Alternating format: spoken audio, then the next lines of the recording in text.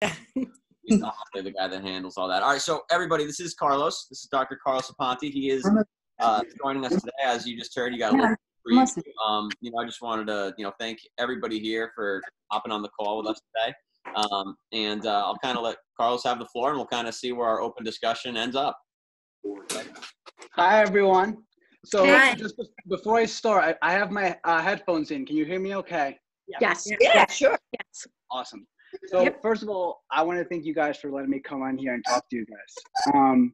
I think this is a really hard time for everyone, physically, emotionally, for some of us, unfortunately, financially. But I think this is a time that we can all kind of, in a way, reassess our lives and reassess the way we go about our every single day.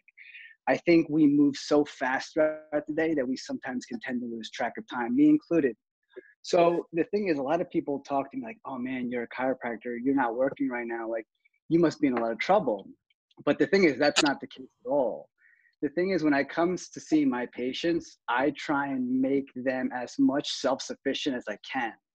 So the thing is, the issue with the healthcare model today is that it's more of going in and getting a solution. I have shoulder pain, doc, I need this fixed. I have elbow, knee, hip, whatever pain that is. And the issue with that is people are going there for a solution and not a resolution. And what I mean by that is that if you have some type of pain or ailment, it's probably coming from something that's happened in the past, be it the way you're sitting throughout the day, the way you're walking, even the way you're exercising. It just takes that one small thing to make it kind of snap. And that's where I come in, right? Where I treat my patients to one first most important thing, get them out of pain, and then give them exercise programs to be able to, in a way, not need me as much and only see me when it's really necessary. And that's what I'm here for you guys tonight. I'm here for you. So this can be any way of a Q&A where you guys ask me questions of what ailments you might have with exercise or non-exercise or sitting, or we can go through a simple assessment and then we can go from there. So I leave it up to you guys, what you guys want to do. However, I mean, I think that some people have specific questions, to be honest, if I'm not mistaken. Like Robin, do you want to start? She's on mute. I just put you on the spot, Robin. Okay, go ahead. That's okay. Hi, Carlos. Hi. Dr. Carlos. Dr. Carlos. Thank you. Oh, okay. Yeah, so I get just like lower back pain. It's not like consistent, but I definitely like bend down.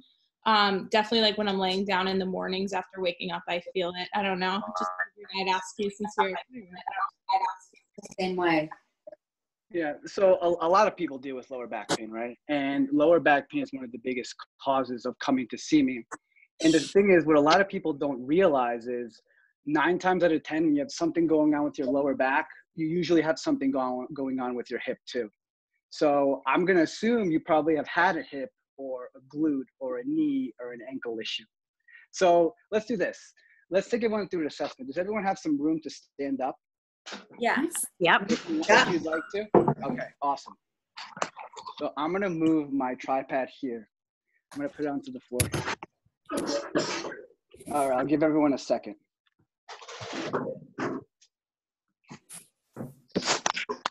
Okay. So now what I want everyone to do is find your normal squat stance with your feet, however position they are. And let's all go ahead and just squat down. And let's just sit in this squat position, right? So the squat position is supposed to be I see you coming up. So what happens is this squat position is meant to be a comfortable position. But for a lot of us, we start experiencing pain.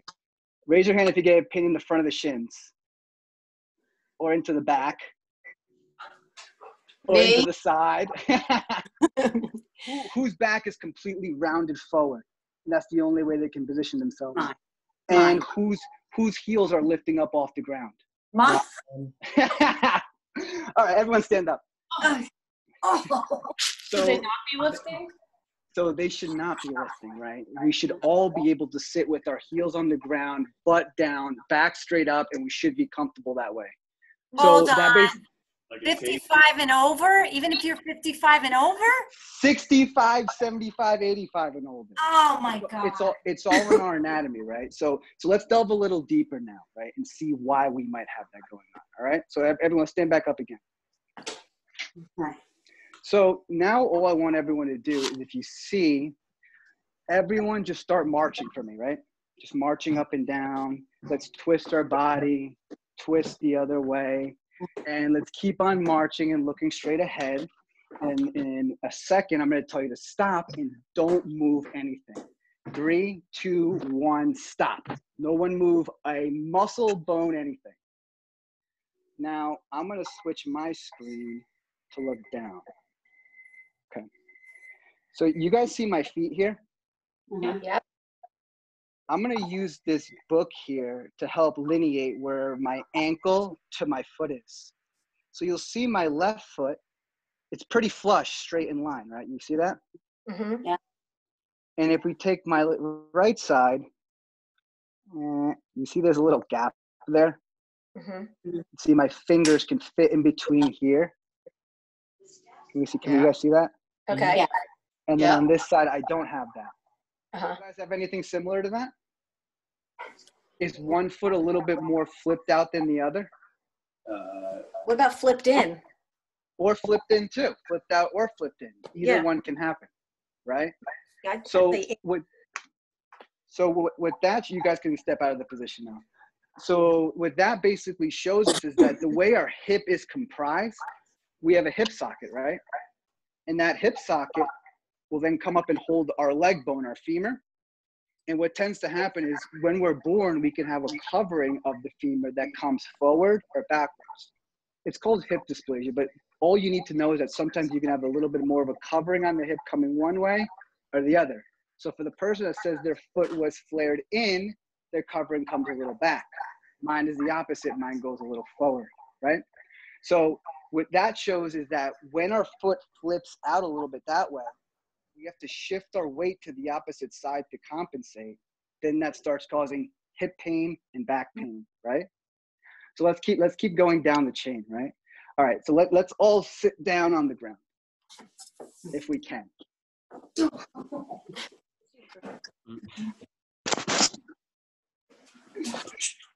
Everyone's okay here, right? Yep. Good. So there's one test I'm gonna have us do here, right? I'm gonna have us take our hip through a range of motion, right? If you guys see, I'm bringing my leg up and then I'm bringing my leg out like that. Can you guys see that? So I'm bringing my leg up and bring it out like that. I'll give you guys a second to do that. Oh, we're sitting? You're laying down, sorry. You're laying down, yep. And you're bringing your leg up and out to the side. Does anyone get pain with that or pinching in the hip? No, Or even grabbing in the hip? If not, that's completely fine. And then I want you guys to roll your hip in. If you need to look at the video, go ahead. I'm rolling my hip in. Does anyone get any pinching in the hip with that? Yes. No. No. Some people do and some people don't, right? When you get pinching in the hip, that could be a sign of an impingement as well too. Okay? Everyone sit back up. I'm making you guys work today. So what we're finding now is that someone that can have a back issue can also have a hip issue where the hip is kind of formed irregularly, which then causes the hip to kind of shift, right? One more test and I'm done making you guys move. Let's all find a wall, any wall you could find, right?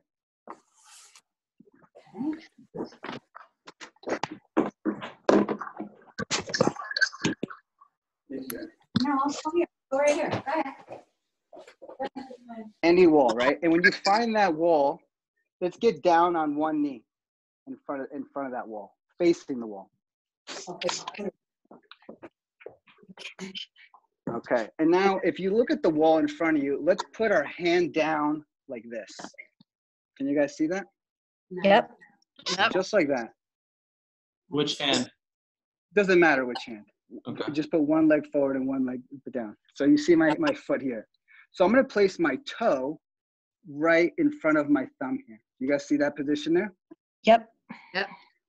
Now, we all should be able to take this knee and bring it and touch the wall. And when we do that, our heel should never come off the floor, and that shouldn't be painful. Drive your knee to the wall.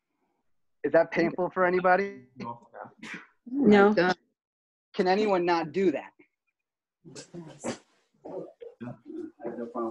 Robin can't. I can't do it. Robin can't do I it. can't do anything you asked us to do. Now, okay, so you did the one side. Let's just do the other side too, just to assess. So if you bring the palm down, right, toe here, Yeah. and then you just bring the leg forward, our knees should be touching the wall, and our heel should not be coming off the ground. Carl, does that matter if your hip goes, if your femur goes into IR or ER? So right now, I'm just checking dorsiflexion. That's the thing, and your heel should be still. Okay, let me see. Okay. Negative. Couldn't do it on either side. Oh.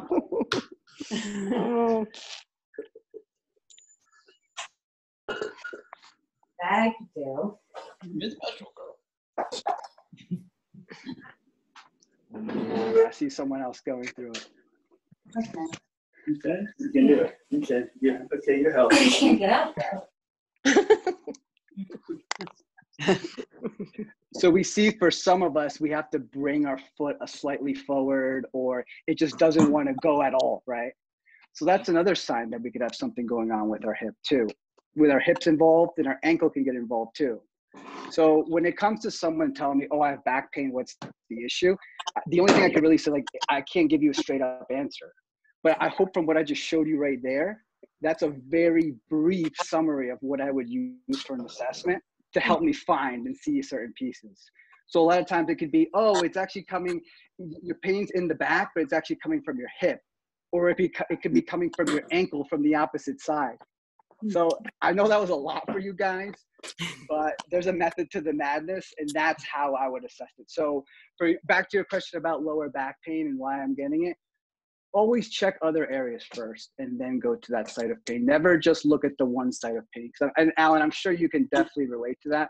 Oh, yeah. That we never look at just the local side of pain. You got to take a global approach and assess bottom up. Yes. Okay? Well, Good point. If you have a headache, they're going to needle your feet. So. Any like easy, quick at-home stretches you think you could give Robin just to do, like, you know, in the meantime, like anything Sure. quick, like Okay. do? So if you guys want to tag along and do them, you can. If not, you could just watch me do them here, right? So it's very simple. Being that the hip has 360 degrees of motion, you want to be able to move it through multiple planes of motion as well too. So the first stretch is just a basic active straight leg raise, right? So all I'm doing is I'm going to lift the leg up like this. I'm going to place my hands behind and lift up. But when I do it, I'm not holding it up for long periods of time, and I'm not letting my knee bend either. My leg is staying as straight as it can with my heel trying to touch the ceiling. Now, it's more of an active stretch. So I want to come 1, 2, back down. 1, 2, back down. Now, research does show that static stretching, basically 1, 2, 3, 4, 5, 6, 10, works, but you have to hold that stretch for at least 15 minutes. And I don't think we have time or even want to do that.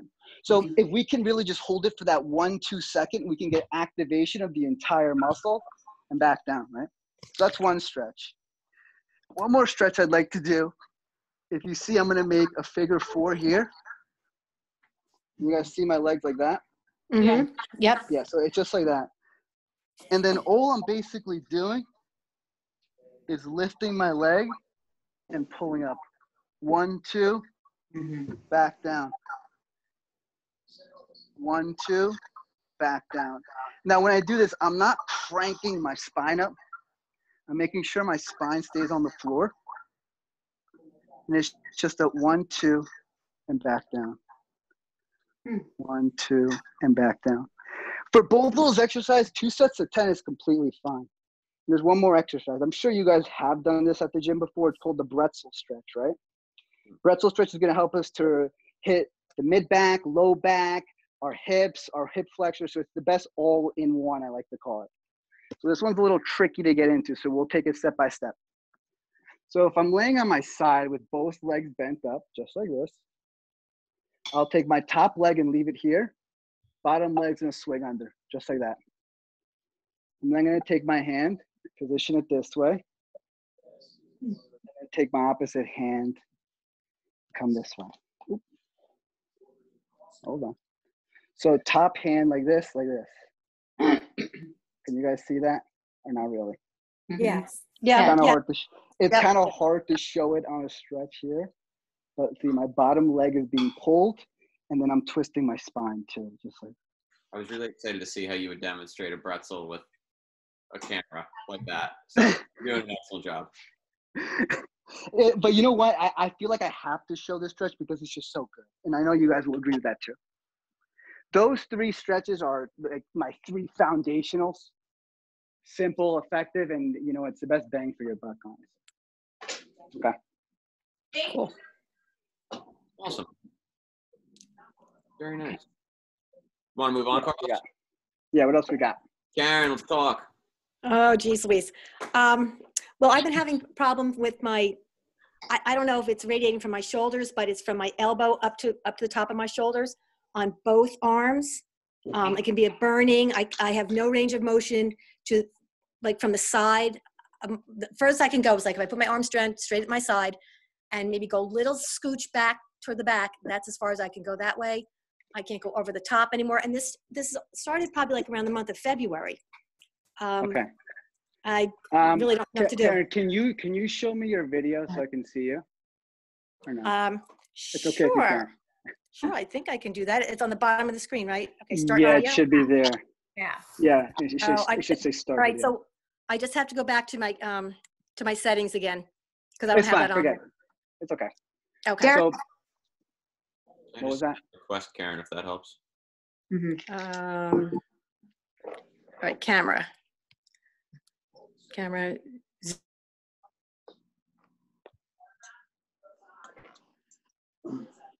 What do you think, honey?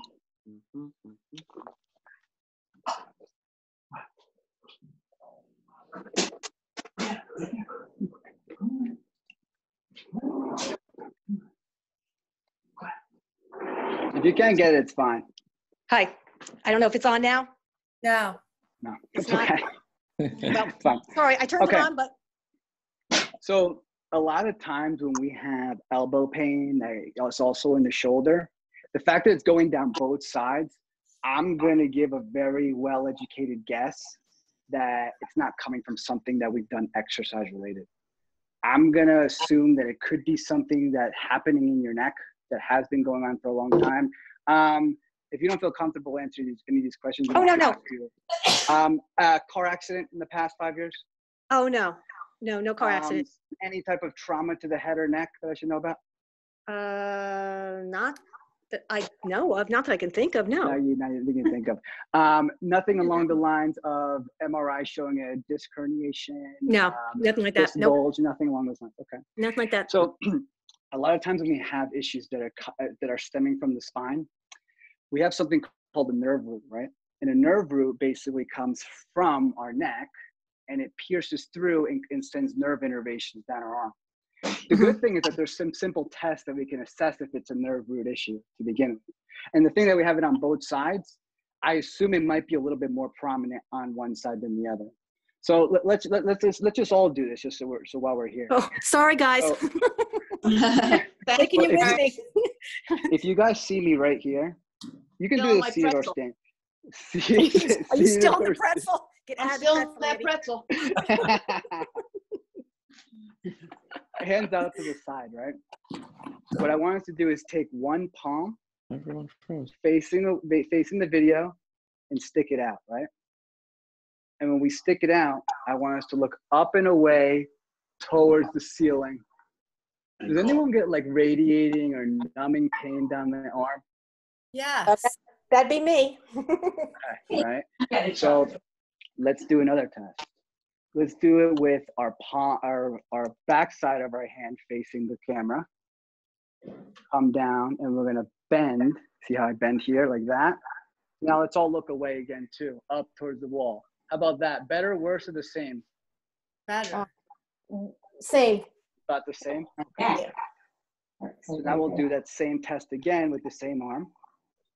palm facing the camera, arm out, extend the wrist. Now let's look down towards the floor, towards the side of the arm you have extended. Does that increase the pain for anyone? Yes, for me. Okay, and down into the fingers and the hands? No, just for that one part from the elbow to the shoulder. Yeah, okay.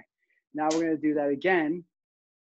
Palm out facing the camera, extend the arm. And now let's look up behind our shoulder that we have extended out. Does that increase the pain for anyone? No. No. Okay. So all those tests basically are help us to administer and to assess if we have something going on with our scalene muscles, right? So they're muscles that attach from our neck, our cervical spine, down to our first rib. And the cool thing about that muscle is that it has 3 heads to it. So imagine it laying nice and flush like that for me. The thing is, there's a big bundle of nerves that come through there called our brachial plexus. And that brachial plexus sends nerve signals down our arm, down our elbow, and actually into the back of our shoulder blade too. And when those muscles tend to get blocked off and tightened, it'll send nerve pain that then starts going down into that into that shoulder, into that elbow. Sometimes we feel it on the inside of the elbow, sometimes into our thumbs too. So one simple stretch I like doing is nerve flossing. Have any of you guys ever done that? No, I think so. Okay. I don't think so, not on purpose. The good thing about how it's easy because it's the same exact thing as the test we just did. So remember the test we just did where I had you do with the palm out and extend the arm? Yeah. And then bring the arm out? Yep. You're gonna do that and then bring the arm back to your chest and bring it back out and move your head back. Do you guys see that?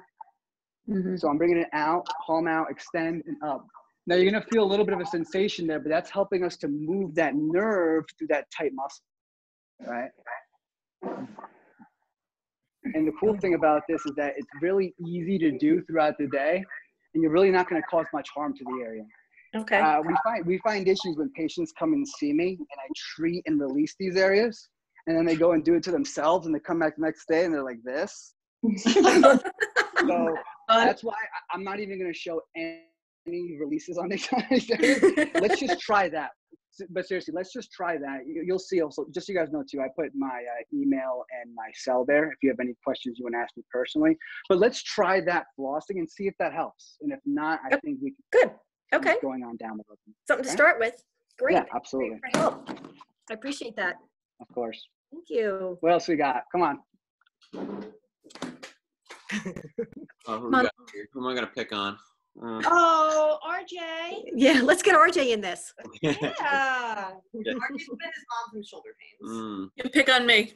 Calling out What do you got? Let's go. How about like I You don't pick on me. like tennis elbow, but I guess you could call it that. I mean, I don't play tennis anymore, but it's like it is definitely my elbows. Okay. Is it both elbows or one elbow? No, it's just my left hand, which is the hand I write. Sure. And that you said that's your dominant hand? Yep. Okay. So a lot of times when it comes to tennis elbow, we think it's from the motion of playing tennis, right? But a lot of times it's also due to grip strength, right? If you tend to have a weak grip, you're going to tend to form these tennis elbow type issues too. But there's simple tests we could do on ourselves for tennis elbow too. Okay. So if we all put our arms up to the side, right? And then we cock our wrist back like this. I want you to hold this wrist up and don't let it come down and hold it up. Now, if that hurts, you're gonna push down this way, not up, down. And don't let it come down. Now, that shouldn't hurt. Does that hurt at all? No, not really. Okay, you're fine. Okay. You've been discounted. It hurts. I'm done. That's funny. We'll do the opposite direction. So now, rather than pulling down, let's push up and don't let it come down. Wait, how are you doing it, Penny? So I'm pushing this way. Don't let it come back this way. Okay. Any pain with that? Yes. No, Honestly, yeah, no. not me, but mean, it's not bad now. No. Yeah. Right. Okay. So those two tests are probably one of the two most provocative for any type of tennis elbow, right? So Okay. if you imagine the anatomy of our shoulder, it all comes into four muscles and and attaches to a common tendon here, right? Mm-hmm. So you probably see people wear that big band around their arm, right, for tennis elbow. Yes. And it usually feels pretty good and it works and it's awesome. Like, oh, this is great. All that's basically doing is forming a new insertion point. Because you have to realize that when it comes to tendinitis, imagine our tendons here, they're nice and glued together. This happens. And they kind of fray and they tear, right? So that's all tennis elbow is. And all that little elastic band is doing for us is basically just forming a new insertion point. So being that you didn't have any pain with any of that, Right. I'm assuming it's more of our grip, right? Because if you tend to lose your grip, right, that tends to cause these muscles to have to work harder. So I think if we kind of work more on grip strength for right now, I think that'll definitely help. Okay. Thank you. Let's see. Well, I got one. So who's sitting all day? Me. Me. I have a problem. My left hip. Okay, sure. It's a problem all the time. All the time. All the time. Yes. All right. Give me a little history. When did the pain start? No, it's there all the time. And I'm Erica's mom, by the way. Oh, hi. I heard you might be related. I have to tell you, yes, Aponte was my grandmother's maiden name, so maybe we're family. Here we are. Look at that. Hi, Mom. Yes. How funny is that? Yeah. So it tends to bother me frequently, and I'm home, of course. I have an ergonomic chair at work. I have a lumbar support pillow at work. That's at work. So I don't have that here, and I don't have a chair here. I'm sitting at my dining room table. So I can feel it, like with some of the movements we were doing, it gets tight in the left hip. So it's definitely there. It's all the time. Yeah. So let's go over some proper sitting mechanics, right? So I assume all of us don't have one of these bad boys. My friend gave me one of these because he works for a company, but it's a standing desk, right? So the proper way we should be sitting, let me just move some kettlebells out of the way. I have like my whole fitness set up here.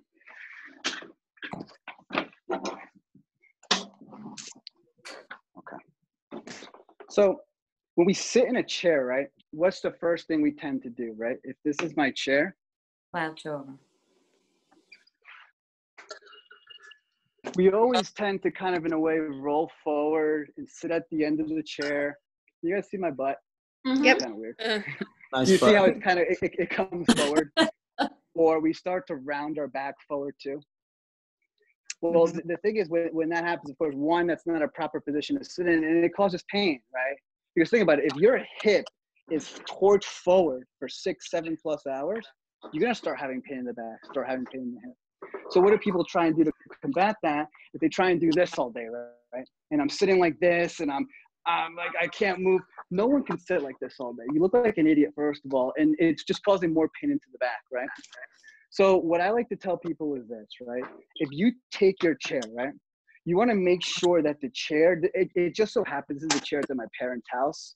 It kind of sits flush for me, and my hip is kind of in line.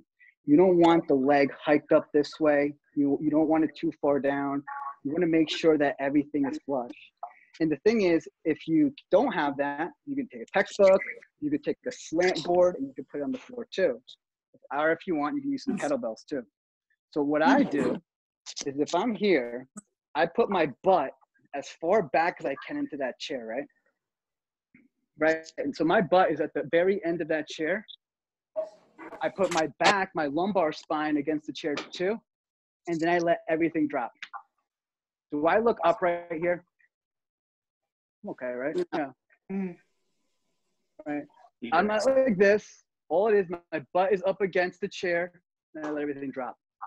People think you have to sit this way. If you bring your butt to the back of the chair and drop down, you're in a comfortable position. And the thing is, we can sit in this position for longer periods of time, right? Trying to roll forward and sit. like this will just cause more discomfort. We can really just allow our butt to sit as far back and make sure that our desk as well too is in the proper position, meaning that when we have our desk, you want to make sure that everything is at about eye level, right?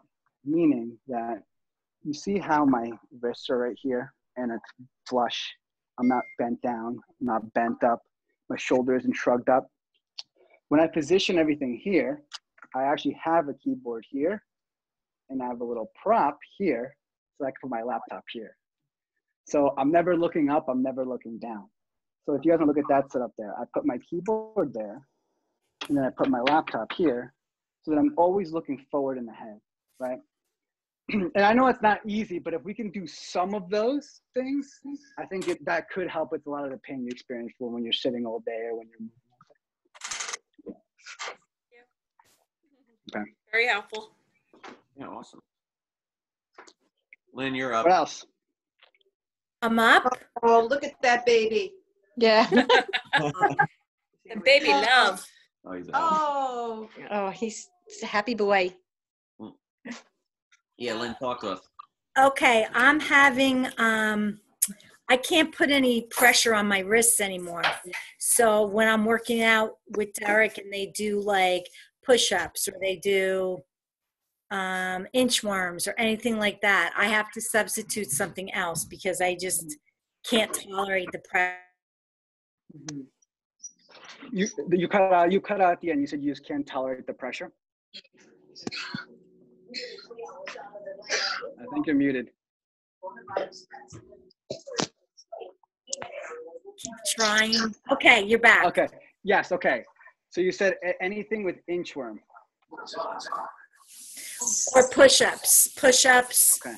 Anything where I'm putting all my body weight onto my wrists. Okay. And how about anything with pressing too? Not as much. No, it's Okay. body weight pressure down. So I have had carpal tunnel. About 6 months ago, I had an injection for that, and that helped. So I don't know if it's arthritis or carpal tunnel, but I just thought I'd mention it. Yeah. So a lot of times, right, when we tend to have wrist issues, right, if it's caused when the wrist is broke, when it's bent like this, right? Yeah. Do you feel it more on the outer portion or the inner portion, or both? The mostly on the outer, I think. So out here, right? Yeah. Mm-hmm. So a lot of times when that tends to happen, it could be that sometimes your anatomy could be affected, right? When was the last time you had an X-ray? I had that in September, and that's when he diagnosed the carpal tunnel on both sides. Mm-hmm.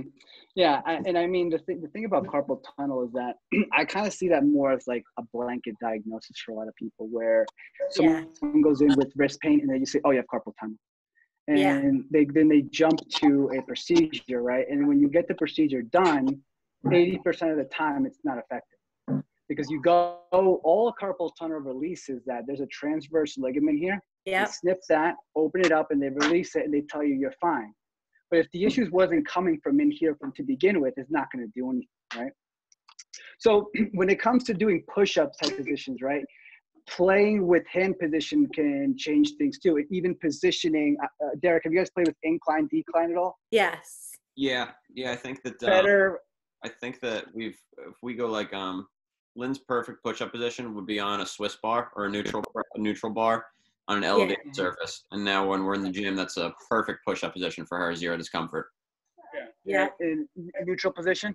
Yep. Yeah, and that's usually the case. And to be honest with you, if that's what works for you, that's what works. Because if you tend to have that discomfort with that, first of all, our wrist is not meant to be in this position, right? Whenever we press a weight overhead, you're not supposed to have it cranked like this. It's supposed to be in this perfect lock position like that. Because even if I try and push this, I can't. Like that hurts, right? So when we do push-ups, you're going to be cranking that position anyway. So it's kind of, choose or be chosen. Like it's up to you what you can find to be the best position. But if that neutral position is the best for you, I think that's the best way to go about it. I could interject a little bit, Carlos. Yes. So Lynn, like I think that's whenever we're pushing here, And we've got, anything here right now for you that's not going to help, like Carlos is saying. So even making like a fist and, for example, like getting a little creative with like an elevated push-up, if we think about like keeping the wrist straight like that, not letting it go here, we can pretty much rule out any exercise that we're going to do where it requires a palm on the ground, right? So within your workout setup, we'll adjust some things and we'll brainstorm a little bit, some different positions that can end up giving you some alternate exercises where we have a straight wrist on there. And then post-workout, it's the ball of my hand where it hits my wrist. Those kill me.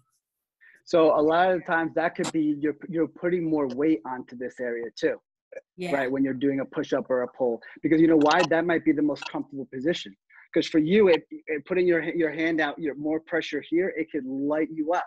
But by you rolling the wrist in and then putting more pressure here, then it becomes easier for you that way. So it's important. What I like to tell a lot of people too is whenever you're doing any type of pushing movement, right? You always want to make sure everything is not cranked in, cranked out. What I like to do is I like to grip onto the ground. Imagine like I'm trying to rip the floor off, then I have a good position there. Same thing's gonna be when we're in this position too. You want to grip as hard as I can.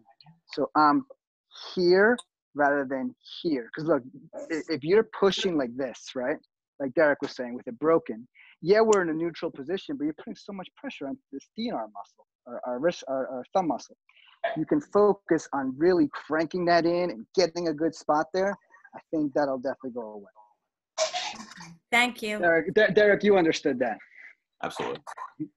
Thank you. Of course. Very nice. Who else we got? Anybody? Where's Carlos's office out of? Where's his practice? So I'm in Hackensack. So I'm right off Essex. But then later he's going to be in the Montclair area. I'm in the Montclair area, but like I said, I put my email and my phone number up there because with everything that's going on with COVID-19, I was planning on starting my website in the fall, but I'm actually getting it kicked off either this weekend or Monday. So I'll be doing full-on assessments on there if anyone would like a full-on treatment plan and a full-on exercise plan. So basically what I do is with my online stuff is I'll go in, we'll go through a full gamut of testing. From there, I'm going to give you some exercises that I'm going to have you do as homework for 3, 4, 5 days. We check in again, we reassess, and we go from there. And being that I work with Derek and Erica, it's easy for us to relay back and forth what we think will be best for you guys. So like I said, my information's all up there if you want to ask any other further questions too. Great, thank you. Excellent. Thank you. Awesome. How about you young people? You guys got no problems? Nobody young on here. It's all the older ones. Take notes, kids. Take notes. Most Average of age is I go about through my 60. therapist for. I'm good, Leslie. Thank you. Oh, Dad, you're actually here. Dad, do you want to talk at all? You want to have any questions? Well, I'm working out behind the scenes. Mr. Rogers' neighborhood. I'm overdue. You guys. Rogers' neighborhood. Oh boy. Say hi there. No, Oh, baby, love her. Oh my God. Him. We're so sleepy. I miss him. Oh, God. Oh, Jeez. My baby love. And he makes an appearance and he bounces. Look at that. Now he's out. Look at that. Last. Oh, boy.